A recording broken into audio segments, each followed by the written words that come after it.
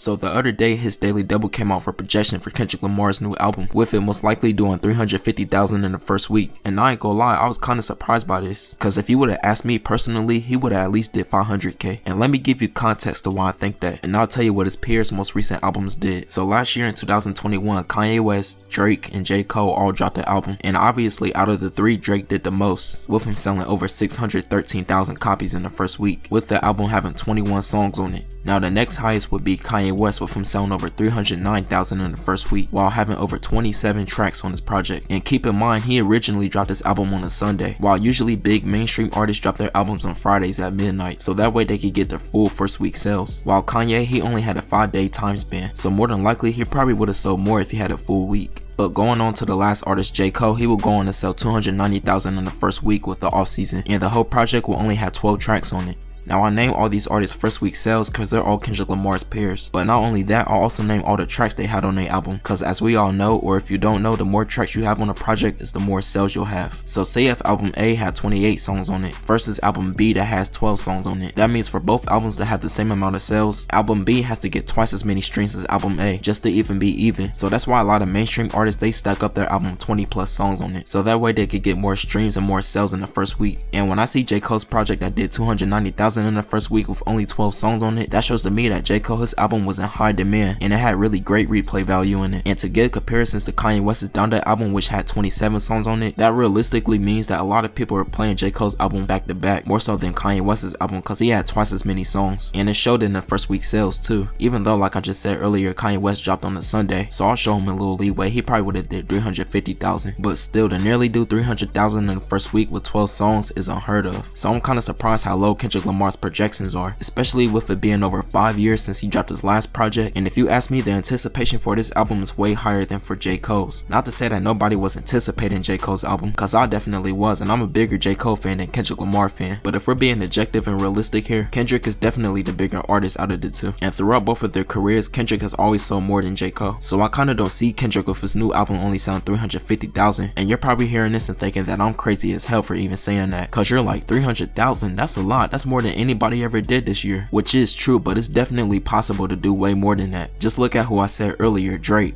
Now I know Kendrick Lamar, he's not on the level as a Drake, but he's the closest thing to it. Cause for a minute, a lot of people thought that Kendrick was taking Drake's spot, especially when he dropped Down with it selling over 600,000 in the first week, to when Drake, when he dropped More Life that same year in 2017, he sold 500,000 in the first week. And I'm definitely not saying that Kendrick's new album will outsell Drake's Certified Lover Boy, but I definitely don't think it'll be far off from the numbers that Drake sold. It just depends on how many tracks Kendrick got for his new project, cause if it has like 15 to 18 tracks, then I definitely believe it'll do some crazy numbers. But if it have 10 to 13 tracks, then I can see why his daily double came out with that projection. And this video ain't even me saying that his daily double is wrong about the projection, but it's more so my opinion with context behind it. And if Kendrick Lamar, he do end up selling 350,000 in the first week, that's still a good thing right there, cause selling 350,000 today is not the same as selling 350,000 5 years ago. Putting up them numbers is damn near unheard of. And look at it like this, the highest first week album this year is Gunna, with him selling over 150,000. So regardless what Kendrick do in this next project is about to be massive. But these are my thoughts and opinions on this whole situation right here. Be sure to leave yours in the comment section down below. And do you think Kendrick Lamar, he'll do 350 or he'll do even more? Be sure to leave your opinions in the comment section. Make sure you like and subscribe.